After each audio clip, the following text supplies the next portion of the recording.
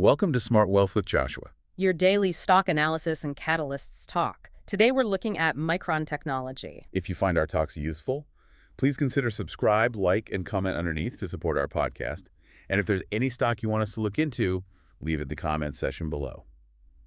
So let's get into the analysis. And I think we have to start with the obvious thing here, the sheer velocity of the stock move. It's been staggering, absolutely staggering. If you just look at the raw performance through 2025, you're talking about a surge of, what, 170%, maybe up to 240% year to date? Yeah, depending on when you start the clock. And that's not just normal growth. It's a fundamental re-rating. And the driver is just one thing, really, the AI memory supercycle. Exactly. And what's so interesting here is that management, they didn't just wait for this wave to hit them. They actively pivoted the entire company toward it. It's not passive at all. Not at all. It's a very deliberate, strategic shift of capacity away from those traditionally lower margin segments. Right, like the consumer stuff. The clearest example is their plan to exit the crucial consumer business.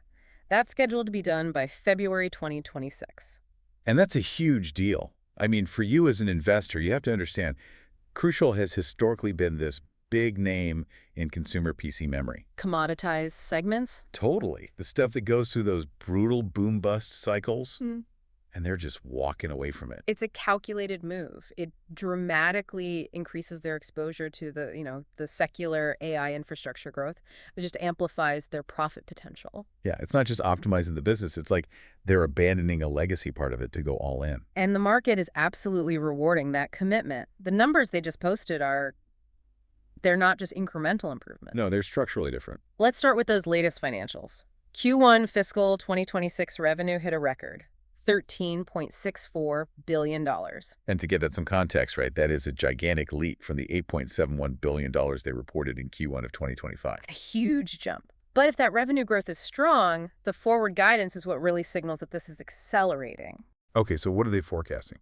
So the Q2 guidance is even stronger. They're forecasting $18.7 billion in revenue, give or take $400 million. Wow. And this is the kicker, they're coupling that with a non-GAAP gross margin forecast of 68%. Okay, hold on. We have to pause on that number. 68% non-GAAP gross margin. It's a wild number. For anyone who hasn't tracked the memory sector, this industry is famously cyclical. Margins can collapse into the single digits. And in a boom, you're hoping for maybe the high 40s, low 50s. Right, so a 68% forecast, that isn't a cyclical upswing. That tells you the entire business model has changed. And it's already showing up in their realized performance. I mean, gross margins have already rebounded to about 39.8%. So what's driving that? Two things, really. Soaring DRAM prices, specifically for high bandwidth memory, or HBM, and just a much richer mix of AI server components in their sales. So they're selling the high-end stuff, not the cheap bits. Exactly. And they have the capital to keep this transition going. Q1 2026 generated a record $8.41 billion in operating cash flow. That's the war chest, right? That's what they need to fund that massive $20 billion CapEx plan for 2026. It is. They're funding a revolution while keeping the balance sheet pretty stable. And it's not just a one-year plan. No. If you look longer term, free cash flow is expected to ramp toward $10.6 billion by 2030. So there's a long runway here. But even with all that money being spent, there's one little operational detail that I think ensures their pricing power sticks around. I think I know what you're getting at, the supply discipline. Yes. Management expects their calendar 2025 bit supply growth to be below industry bit demand growth. For both non-HBM DRAM and for NAND. And this might be the single most important detail for a long-term investor. Why is that? Well, historically, memory companies just flood the market with supply during the good times. Which, inevitably creates the next bust. Right. By keeping supply growth below demand, they're showing incredible discipline. It's the best tool they have to control inventory and keep prices trending up. It's what makes this cycle potentially different. Okay, so we've got the strategy, we've got the financials. The big question for you listening is, how sticky is this advantage? You mean, how do they hold off giants like Samsung and SK Hynix? Exactly. What's the moat here? The moat is really about two things.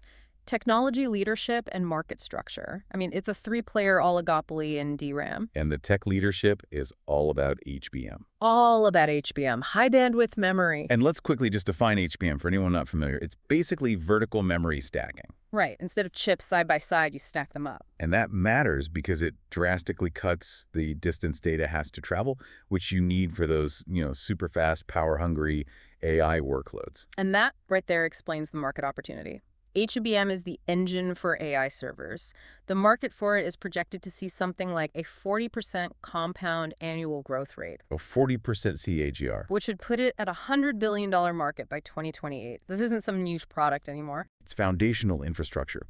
So if the market is that big, how much is Micron actually capturing? Well, here's a key detail for their pricing power. Their HBM capacity is currently fully allocated all the way through the end of 2026. Okay, so they're sold out for 2 years. They're sold out. Let me just play devil's advocate for a second. Does fully allocated just mean a strong order book?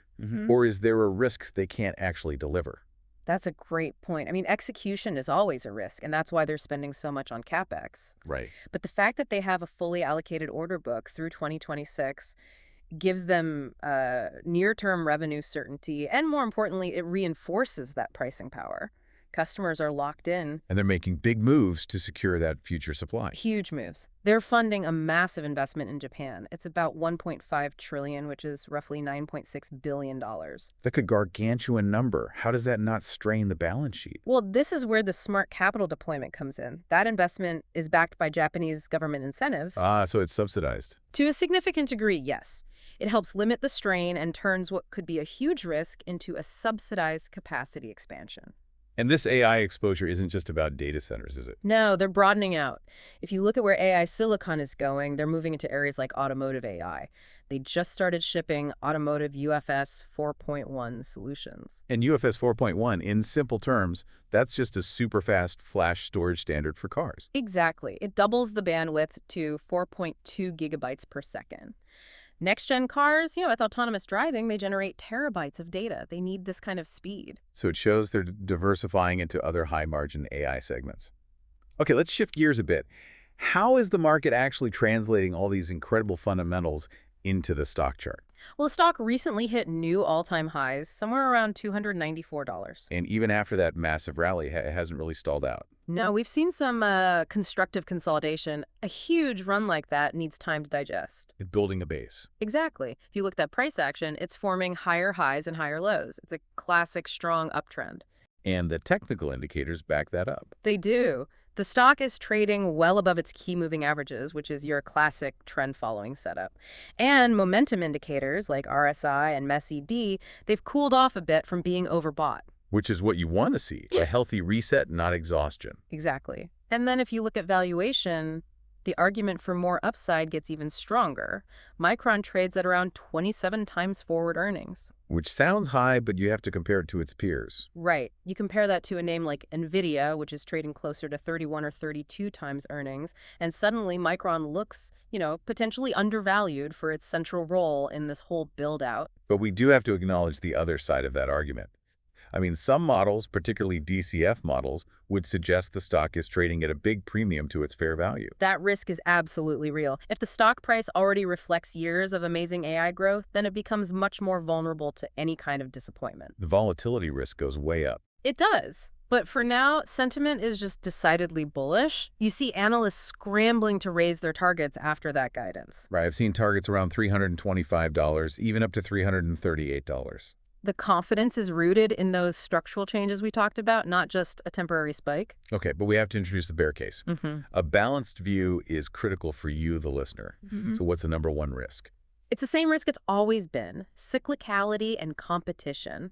Even with all this discipline, the memory industry is just inherently volatile. And the competition is chasing the same price. Of course. Samsung and SK Hynix are the primary long-term threats to HBM margins. This is a technological race, not a collaboration. So you have to watch who's leading in the next generation, HBM4 and beyond. That's where market share can shift really, really quickly. And then there's that execution risk we touched on. A $9.6 billion investment in Japan, plus the broader $20 billion in CapEx. I mean, that's just a massive undertaking. So you're worried about construction timelines, yield rates, yield rates, and crucially, customer qualification. You can build the factory, but if the yields are low or the big AI players don't qualify your new chips quickly, the whole thesis gets delayed. So what's the counterargument? What mitigates those risks? I think the mitigation is the strategic pivot itself. By moving so decisively to higher margin HBM and keeping supply growth below demand, they are fundamentally trying to flatten that historical volatility. Trying to become more of an infrastructure utility than a cyclical commodity producer. That's the goal. Okay, so to wrap up, any near-term events for people to watch? Well, there's the ex-dividend date coming up on December 29th, but the real catalyst is the next earnings report. Q2 fiscal 2026, so likely late March. Yes. And analysts are already baking in another beat, mostly driven by that sustained HBM pricing and volume. So the key takeaway here is that the entire company's future is riding on HBM and supply discipline. If they execute that capacity build-out and they maintain that pricing power, the structural growth story, I think, it outweighs the traditional cyclical fears. Micron's aggressive pivot toward high-bandwidth memory, combined with that blockbuster financial guidance and a real commitment to disciplined supply, it really means that even after this massive run, the company is still one of the clearest long-term picks and shovels plays on this multi-year AI infrastructure build-out. It's certainly a stock built for a multi-year hold, benefiting from some very strong secular tailwinds. If you want to keep up with the latest insights on this name and others driving the market, make sure you subscribe to Smart Wealth with Joshua.